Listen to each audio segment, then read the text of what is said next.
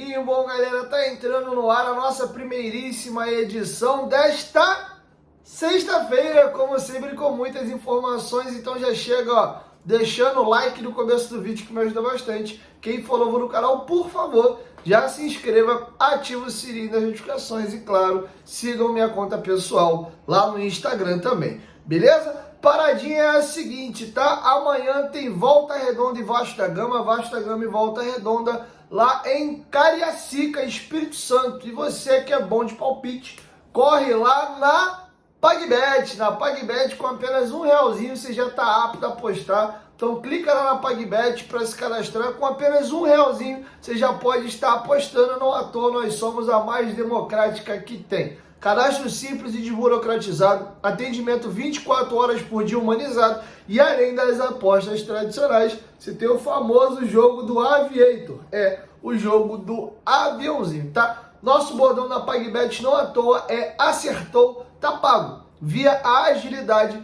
das nossas transferências aí que são feitas através de Pix, beleza? PagBet, parceiro do canal Futebolaço. O link tá aqui no primeiro comentário fixado do vídeo. Corre, clica lá e se cadastre. Bom, o Vasco vai ter jogos em sequência agora.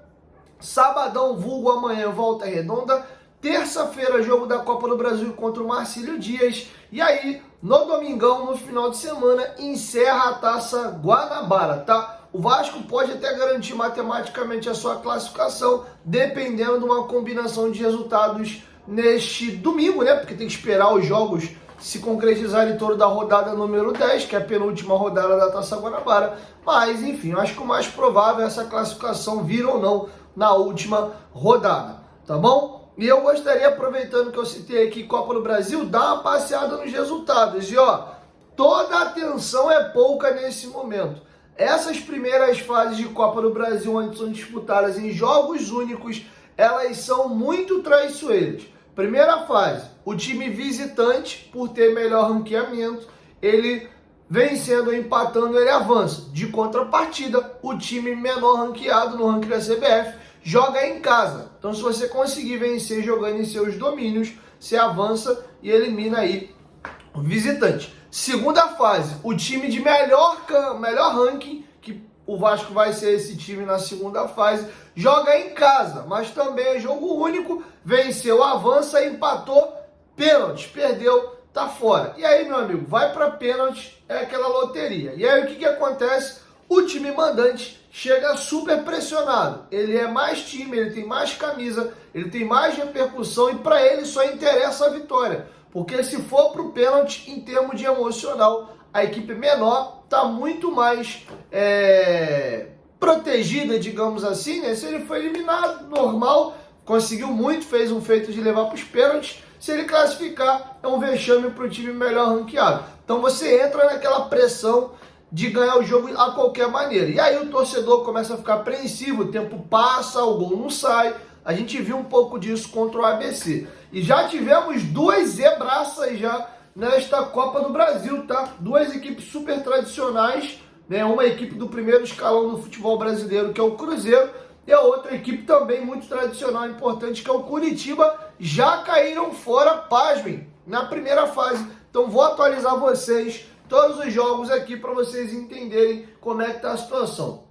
O Souza da Paraíba venceu o Cruzeiro por 2-0 e tu olha o placar, acha que foi assim, né? Passeio. Foi nada, o jogo foi esquisito, o Cruzeiro toma um gol aos 40 e pouco do segundo tempo e aí aos 50, 51, o cara mete a tijolada lá do meio da rua, acerta a gaveta e faz 2-0. Campo ruim, chovendo pra caramba, são peculiaridades da Copa do Brasil. Acho que as coisas se equivalem mais quando fica grande contra grande, em fases mais pra frente. É muito tradicional esse início de Copa do Brasil, tá? O São Paulo de Ribeirão Preto venceu o Nova Venécia fora de casa por 2-1 e avançou. A Tombense é mais uma equipe aí melhor ranqueada que ficou fora, mas aí em termos de camisa pegou a Nápoles, né, que é uma equipe menos conhecida, mas a Tombense vem jogando aí Série B, Série C de Brasileiro, além da Série A do Campeonato Mineiro. O Corinthians meteu aí 3-0 na equipe do Cianorte, avançou. O Retrô eliminou o Remo, o Retrô ganhou do Manauara tá? O Ipiranga empatou. O Ipiranga, inclusive, é o time hoje que joga o Alexander, nosso goleiro, está emprestado para lá. Empatou com o River do Piauí, time que meu pai torce lá no Piauí. O River do Piauí tá fora, passou o Ipiranga. O Remo foi eliminado por Porto Velho, jogo na casa do Porto Velho. O Remo do Ribamar caiu fora. Tá bom? A Portuguesa do Rio empatou em 0x0 com o Audax e a Portuguesa avançou. O Cuiabá meteu 4x1 no Real Noroeste e também avançou. O ABC, Jesus, hein? ABC foi para a segunda fase. O ABC eliminou 13, empatou em 1x1 e avançou. O Amazonas, time que tem hoje o Miranda e também o nosso volante Cauã Barros, venceu por 1x0, independente do Amapá.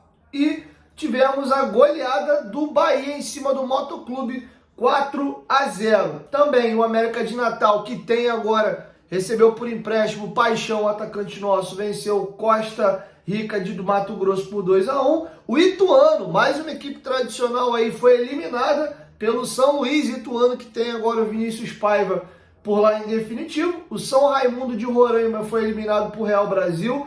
O Atlético Real Brasília, o Atlético Goianiense avançou, eliminou o União Rondonópolis. O CRB empatou com o Rio Branco e avançou. O Curitiba perdeu de 3x2 para o Águia de Marabá e caiu fora. O Tocantinópolis perdeu para o Capital de Tocantins e foi eliminado. O Brasiliense, que joga o Bernardo, ganhou de 1x0 a Itabaiana da Bahia fora de casa e avançou. E qual foi? E acabaram os jogos aí que já aconteceram, né? Tem uma galera para jogar depois, na terça e na quarta-feira da semana que vem. Terça, quarta e quinta, aí eu trago para vocês melhores os jogos, tá? Deixa aqui embaixo nos comentários qual desses resultados mais te surpreendeu. Falando do jogo agora de sábado, vulgo amanhã, contra o Volta Redonda, a delegação do Vasco já encerrou as atividades aqui no Rio, tá passando para vocês algumas fotos aí do treinamento, os jogadores já embarcaram. O Vasco informou através de comunicado que não terá desembarque no saguão, então você aí que é torcedor do Espírito Santo, nem se atreva aí ao aeroporto que tu não vai ver ninguém. Os jogadores vão descer na pista mesmo, eles já pegam um ônibus e dão linha na pipa, mas o Vasco vai recepcionar e vai atender o torcedor na porta do hotel. Salvo engano, é o Hotel Sheraton aí de Espírito Santo. O Vasco vai estar hospedado aí, vai recepcionar o torcedor, vai ter, como o Vasco tem feito nos jogos que ele tem feito fora do Rio, aquelas catracas ali, os jogadores passam, então a galera se organiza com torcida organizada e tal, e tieta os nossos atletas, beleza?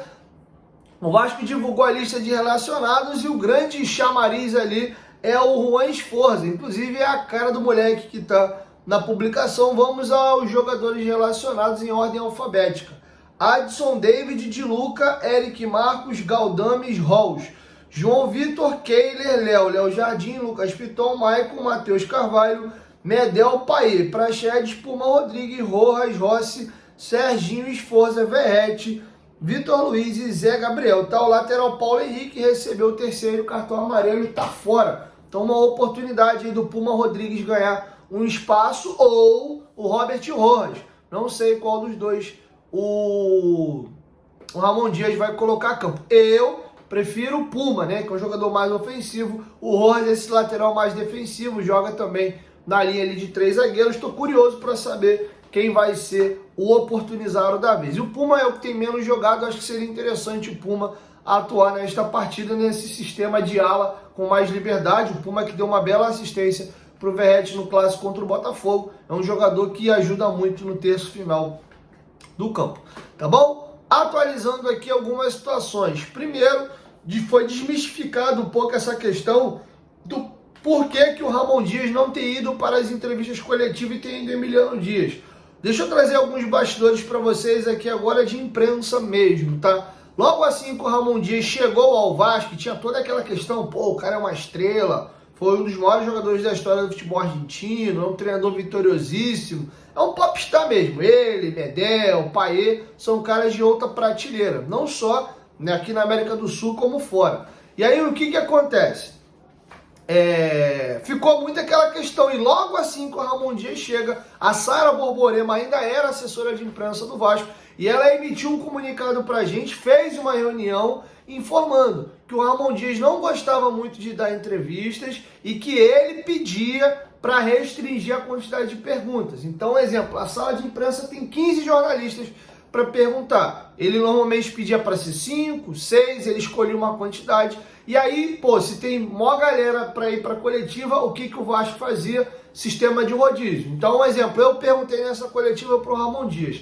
Na próxima, eu já não posso perguntar. Aí um outro colega que estava na outra entrevista e de repente não perguntou, ele pergunta. Então, já trazendo para vocês, já desde lá de trás, o Ramon Dias não curte muito entrevista coletiva e, estando no Brasil, falando português, ainda tem dificuldade da língua. O Emiliano Dias compreende melhor o português, tanto é que várias entrevistas coletivas do Ramon, vocês veem o auxiliar dele do lado, o Diego... Auxiliar não, o preparador físico dele, Diego Pereira, e ele não entende direito a pergunta, aí o Diego, ele vai e cutuca o Diego assim, não entendi. Aí o Diego vai e explica em espanhol e aí ele volta a falar. Então, às vezes, ele acaba respondendo o que não é perguntado e tal. Então, pelo Emiliano ter essa facilidade aí da comunicação, tá falando já um portunhol e conseguir entender as perguntas em português, é o Emiliano que tem ido para as coletivas. O que não quer dizer que o Ramon Dias nunca mais vai falar. Lembrando também que nós estamos jogando o campeonato estadual, né? Não é a principal competição que o Vasco está disputando. Então, quem sabe para a Copa do Brasil e o Brasileirão isso não possa